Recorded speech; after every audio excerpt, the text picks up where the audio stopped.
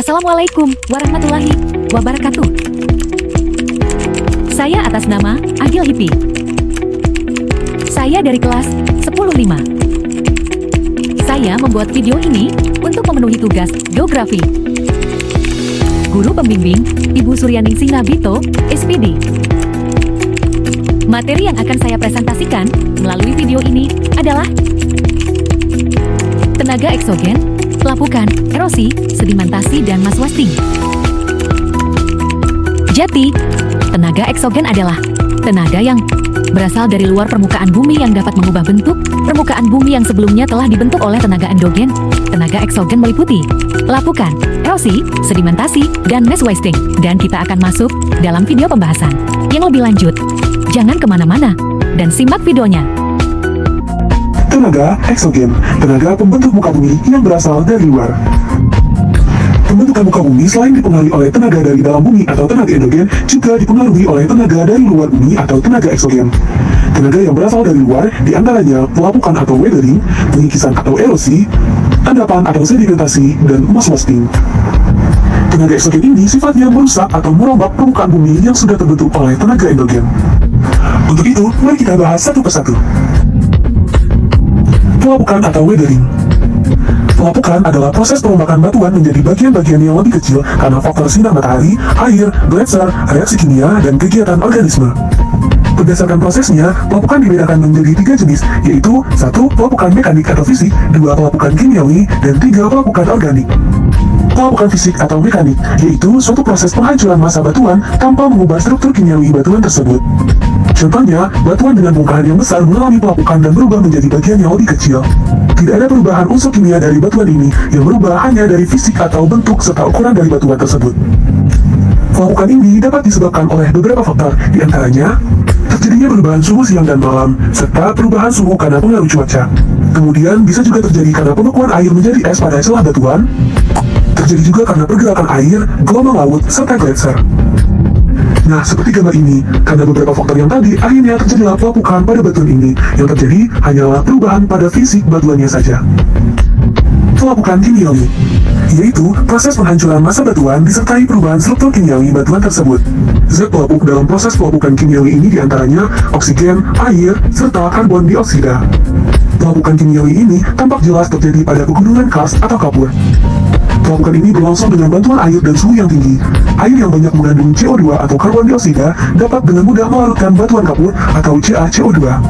Peristiwa ini merupakan pelarutan dan dapat menimbulkan gejala khas. Contohnya, pembentukan ornamen gua seperti stalaktit dan stalagmit ini. Saat di dalam gua, seringkali kita menyaksikan tetesan-tetesan air. Tetesan air ini berasal dari air hujan yang telah meresap ke dalam batuan kapur. Air inilah yang membawa pelarutan batuan kapur yang telah berubah unsur kimianya. Pelapukan organik. Pelapukan ini merupakan perombakan batuan dengan bantuan organisme dan tumbuhan. Contohnya, saat batuan yang mengalami pelapukan karena ditumbuhi oleh lumut. Pelapukan ini juga bisa terjadi ketika adanya tekanan dari akar tanaman sehingga membuat batuan tersebut menjadi pecah. Selanjutnya, erosi atau pengikisan. Erosi adalah proses alamiah pelepasan dan pemindahan massa batuan dari suatu tempat ke tempat yang lain karena suatu zat pengangkut.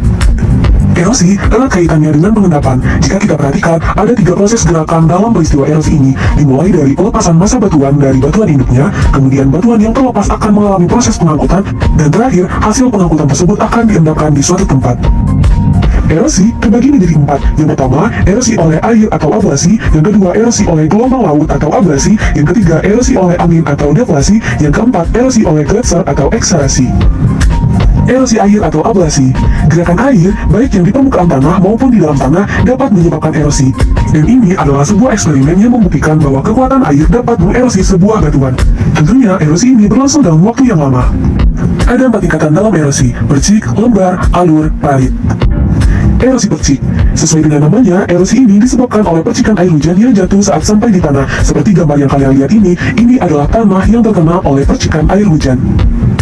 Erosi lembar. Pada tahap ini, yang terkena erosi adalah lapisan tanah bagian atas, yang berakibat kesuburan tanah berkurang karena terkikis oleh air. Pada saat mengerosi, warna air akan terlihat keruh atau kuning kecoklatan. Erosi alur.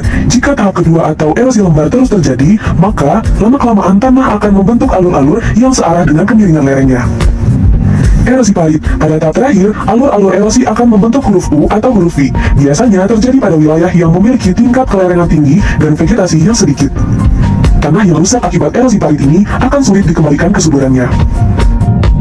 Erosi juga dapat terjadi di sepanjang aliran sungai, yaitu erosi tebing sungai, erosi mudik, dan erosi badan sungai. Erosi tebing sungai terjadi ketika dinding sungai hingga badan sungai mengalami erosi sehingga sungai tersebut bertambah lebar. Erosi mudik. Erosi ini terjadi pada badan sungai yang memiliki ketinggian berbeda. Contohnya pada air terjun. Pada air terjun ini, air akan mengerosi bagian dinding belakang air terjun, sehingga terjadilah erosi mudik yang menyebabkan lokasi air terjun akan semakin mundur. Erosi badan sungai. Erosi badan sungai berlangsung ke arah dasar sungai sehingga lembah sungai menjadi semakin dalam. Jika berlangsung dalam waktu yang lama, maka akan membentuk ngarai yang dalam.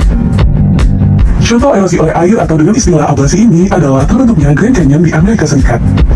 Grand Canyon ini memiliki kedalaman sekitar 1.700 meter, lebar 29 km, dan panjang 450 km. Di bawah Grand Canyon ini mengalirlah sungai Colorado. Menurut sejarah geologi bumi, Grand Canyon ini terbentuk dan terukir indah karena pengikisan dari sungai Colorado.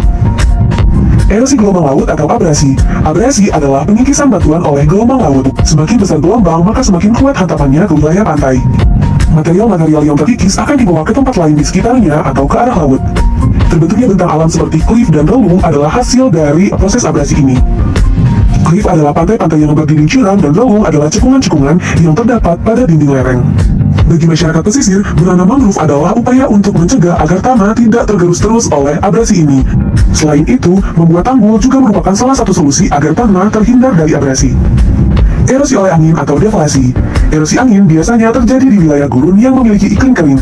Pada wilayah ini sering terjadi badai pasir yang dapat mengikis batuan yang dilewatinya. Contohnya adalah batuan jamur ini. Batuan yang awalnya utuh ini kemudian lama-kelamaan tererosi oleh angin yang membawa pasir, sehingga terbentuklah batuan yang bentuknya seperti jamur. Erosi glasial atau ekserasi. Gletser yang terdapat di wilayah kutub atau di puncak pegunungan yang tinggi dapat menyebabkan pengikisan batuan. Ciri khas bentang alam yang dibentuk adalah terdapat alur-alur pada batuan yang sejajar karena dilalui oleh gletser. Lubang-lubang yang dalam dan memanjang pun dapat terbentuk apabila erosi terus terjadi dan berlangsung dalam waktu yang sangat lama. Proses ekstrasi ini dapat kita lihat pada perubahan bentuk batuan di Glacier National Park di Amerika Serikat. Tenaga eksogen yang ketiga, pengendapan atau sedimentasi. Sedimentasi adalah proses pengendapan massa batuan atau tanah. Sedimentasi ini berlangsung setelah proses pelapukan dan erosi terjadi. Proses ini tidak terjadi dalam 1 hari atau 2 hari, tetapi mengalami berbagai tahapan sebelum terbentuk formasi batuan sedimen. Awalnya, sedimen atau partikel-partikel kecil batu terbawa oleh air, gaya gravitasi, gletser, dan angin, kemudian mengendap di tempat yang lebih rendah. Berdasarkan tenaga pengangkutnya, sedimentasi ini dibedakan menjadi 4. Yang pertama, pengendapan oleh air atau sedimentasi akuatik. Yang kedua, pengendapan oleh air laut atau sedimentasi marin. Yang ketiga, pengendapan oleh angin atau sedimentasi aeolis. Dan terakhir, pengendapan oleh gletser atau sedimentasi glasial.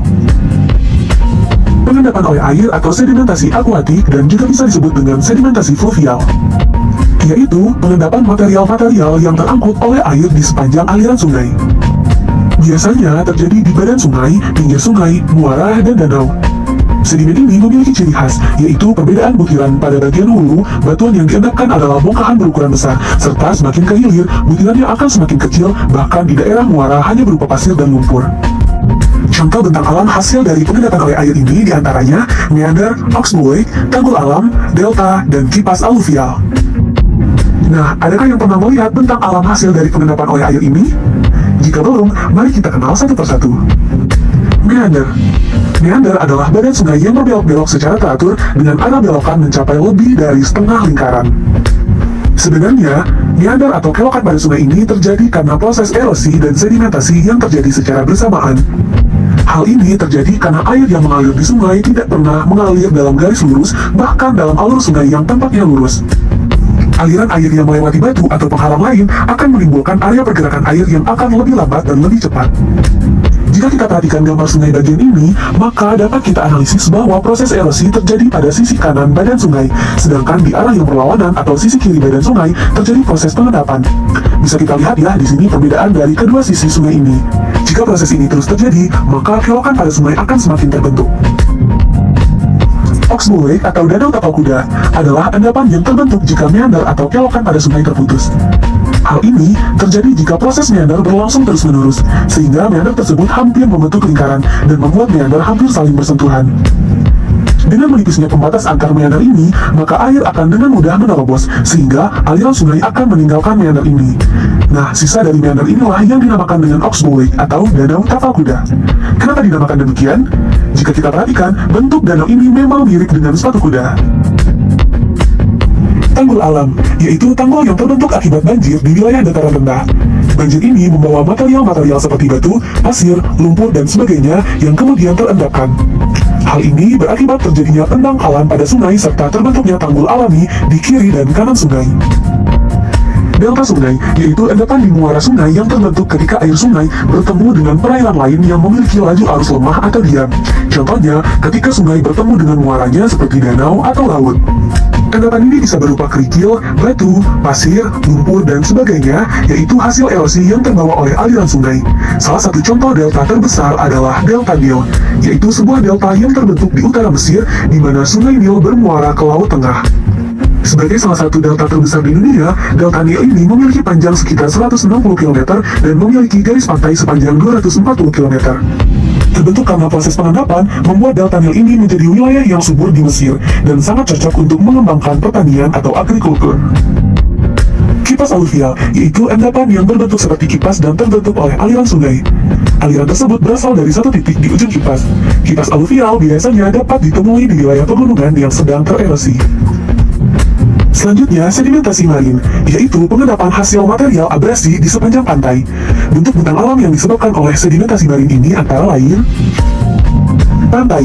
Tentunya, kita semua tidak asing lagi dengan pantai, yaitu tempat interaksi antara air laut dan daratan, di mana pantai ini banyak dijadikan sebagai objek wisata karena pemandangannya yang sangat bagus. Selanjutnya, speed, yaitu punggungan pasir yang memanjang ke arah lepas pantai. Tombolo. Tombolo adalah endapan pasir yang berbentuk memanjang yang menghubungkan pulau utama dengan pulau kecil di seberangnya. Ciri khas dari tombolo ini adalah kita bisa berjalan ke pulau kecil tersebut dengan berjalan kaki melintasi tombolo ketika air surut. Namun jika air laut pasang, maka tombolo ini akan menghilang. Pengendapan oleh angin atau sedimentasi aeolis. Pengendapan ini terbentuk karena adanya bantuan oleh tenaga angin, biasanya terjadi di daerah gurun. Bentang alam yang dibentuk akibat sedimentasi aeolis ini adalah gumuk pasir atau gundukan pasir yang terdapat di wilayah gurun atau pantai. Di Indonesia sendiri, terdapat gumuk pasir dalam ukuran besar. Contohnya, gumuk pasir yang terdapat di Pantai Parangtritis, Yogyakarta, dan gumuk pasir yang terdapat di Panungkut, Jawa Barat. Pengendapan oleh gletser atau sedimentasi glasial, yaitu pengendapan yang dihasilkan oleh tenaga gletser. Salah satu contoh bentang alam hasil dari pengendapan oleh gletser ini adalah lembah-lembah yang terdapat di pegunungan tinggi yang awalnya berbentuk V, kemudian setelah tersedimentasi maka lembah tersebut berubah bentuknya seperti huruf U.